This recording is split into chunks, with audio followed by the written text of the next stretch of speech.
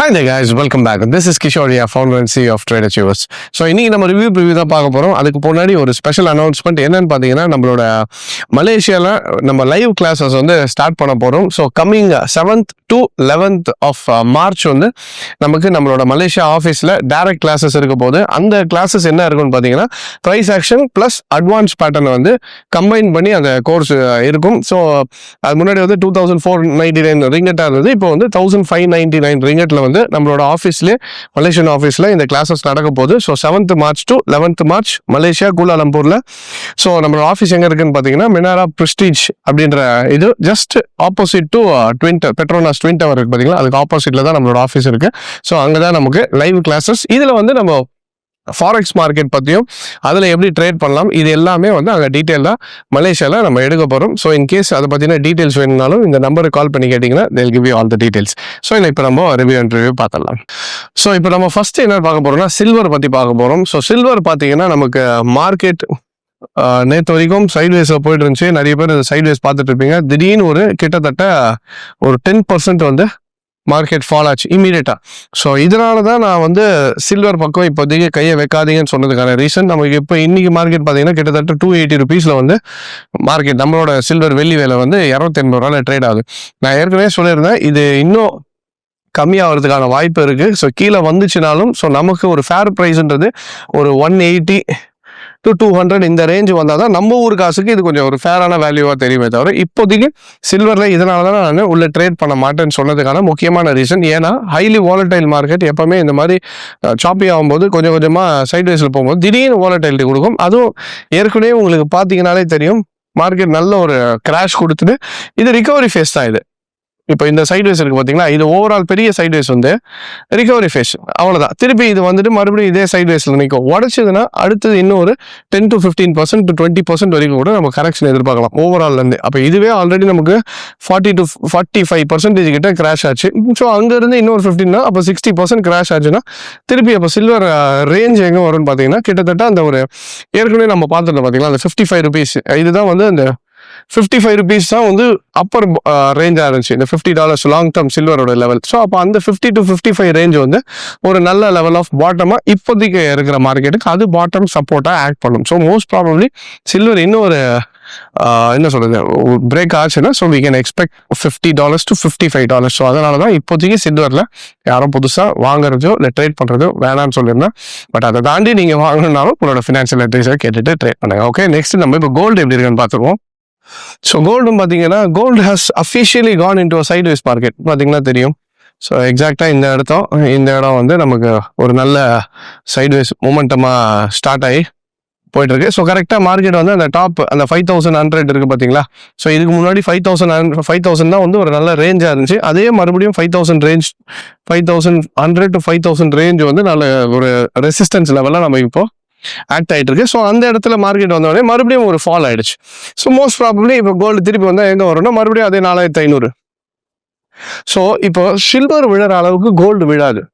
அதனால தான் it is always considered என்ன சொல்றது ஒரு சேஃபர் ஹெவன் சொல்லுவாங்க. இப்போ நார்மல் ஒரு சில்வரில் வைக்கிறது காட்டிலும் கோல்டில் வைக்கிறது இட் இஸ் ஆல்வேஸ் சேஃப். ஏன்னா ஹை வாலட்டிலிட்டியில் இது 20% வந்துச்சுன்னா கோல்டு ஒரு 5% தான் விழும். ஸோ அதனால தான் சில்வர் காட்டிலும் gold is still always a better investment. அதில் எந்த ஒரு மாற்று கருத்தும் கிடையாது. வாலட்டிலிட்டி வைஸ் சில்வருக்கு ஹை வாலட்டிலிட்டி இருந்தாலும் சேஃபர் சைடுன்னு பார்த்தீங்கன்னா அது என்றைக்குமே கோல்டு தான். அதை ஞாபகம் வச்சுக்கோங்க. நான் முன்னாடியே வீடியோவில் சொல்லியிருந்த மாதிரி gold is not a selling asset. Gold is always to keep. Gold விற்கக்கூடாது. நிறைய பேர் என்ன கூட கேட்டீங்க, சார் சில்வர்லாம் வித்துட்டீங்க, ஏன் கோல்டு ஹை வரும்போது வித்துட்டு வரலன்ட்டு. கோல்டு விற்கிறது கிடையாது, எப்போவுமே சேவிங்ஸுக்குன்னு வச்சுக்கிட்டே வர்றது தான் gold. But silver is not like that. ஒரு நல்ல ப்ராஃபிட்டில் வந்துச்சுன்னும் போது வித்துட்டு திருப்பி லோவில் வரும்போது மறுபடியும் வாங்கிக்கலாம். லாங் டேர்ம் வைக்கும் போது நம்ம வைக்கலாம், தப்பு கிடையாது. பட் கோல்டு மாதிரி நான் சில்வரை ட்ரீட் பண்ணுவேன்னா கிடையாது. Gold is different, silver is different. அதையும் மைண்டில் வச்சுக்கிட்டு எப்போவுமே ஒரு இன்வெஸ்டராக ஒரு நம்ம மைண்டில் எப்போவுமே அது சைடில் இருக்கணும். ஸோ கோல்டு பொறுத்த வரைக்கும் it has officially gone into sideways market. So அப்போ இங்கேருந்து வந்ததுன்னா மறுபடியும் $4500. அப்போ நம்ம ஊர் காசுக்கு மறுபடியும் 13,500 $14,000 ரேஞ்சுக்குள்ள ஒரு 13,500 வச்சுக்கோங்களேன், அந்த ரேஞ்சுக்குள்ள வரும். I think gold can come little bit more down, இன்னும் கொஞ்சம் கீழே இறங்கிறதுக்கான வாய்ப்புகள் இருக்கு.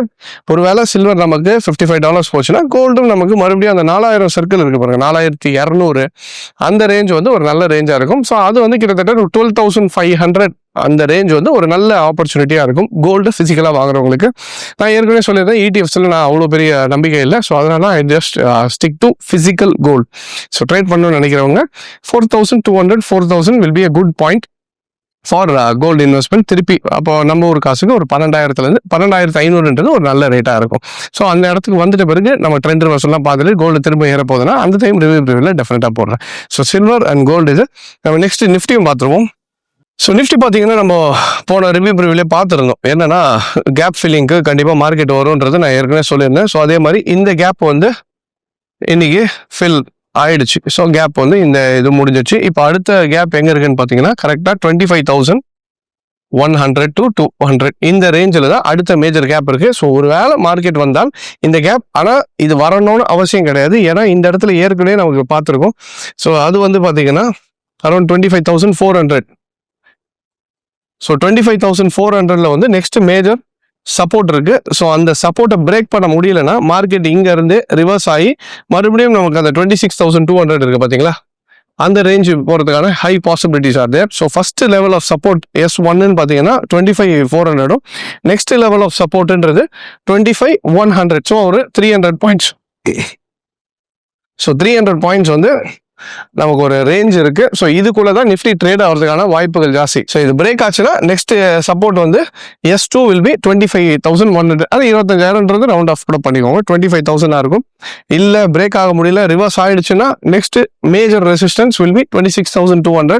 அந்த ரெசிஸ்டன்ஸையும் பிரேக் ஆயிடுச்சு 26,400, இந்த 200 to 400 இருக்கு பார்த்தீங்களா, R1 பிரேக் ஆயிடுச்சுன்னா நெக்ஸ்ட் நம்ம ஏற்கனவே பார்த்துருந்த மாதிரி 27,000 will be the next major level of resistance will be 27,000. So இதுதான் நிஃப்டிக்கான வியூ.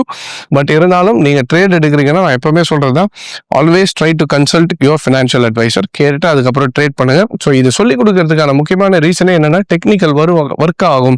நீங்களும் இதை கற்றுக்கிட்டு பண்ணலான்றதுக்காக தான் இதை நம்ம ஒரு வாட்டியும் சொல்கிறது. ஸோ எப்பவுமே நம்ம இன்வெஸ்ட்மெண்ட் பண்ணுறதுக்கு முன்னாடி நம்மள இன்வெஸ்ட் பண்ணுறதுன்றது ரொம்ப முக்கியம். So always invest in knowledge. So முதல்ல நீங்கள் மார்க்கெட்டை என்னன்றது புரிதலோட நீங்கள் மார்க்கெட் அப்ரோச் பண்ணீங்கன்னா definitely it be useful. So நிறைய ஃப்ரீ கண்டென்ட்ஸும் நம்ம கொடுத்துருக்கோம். நிஃப்டினா என்னன்னு நிறைய பேர் தெரியாம வந்து கேட்டிருந்தீங்க. ஸோ நிஃப்டினா என்ன, பேசிக்ஸ் ஆஃப் ஸ்டாக் மார்க்கெட் அப்படின்னு ஒரு நம்ம பிளேலிஸ்ட் தான் போட்டு வச்சிருக்கோம். ஸோ உள்ள போய் பாருங்க, டெஃபினட்டா it be very useful. So அதே மாதிரி நீங்க கொஞ்சம் இல்லை நான் ஃபுல்லா கத்துக்கிட்டு ட்ரேட் பண்ணணும்னு நினைச்சீங்கனாலும் we are traders choose, we teach people. So நமக்கு பார்த்தீங்கன்னா சென்னை, கோயம்புத்தூர், மதுரை, பெங்களூர் அண்ட் மலேசியாவில் பிரான்ச்சஸ் இருக்கு. ஸோ முன்னாடியே சொன்ன மாதிரி மலேசியாவில் ஸ்பெஷலாக லைவ் கிளாஸஸ் ஸ்டார்ட் பண்றோம். 7th மார்ச்லேருந்து ஸ்டார்ட் ஆகுது. ஸோ அதில் என்ரோல் பண்ணுறோம். அந்த நம்பருக்கு கால் பண்ணுங்க.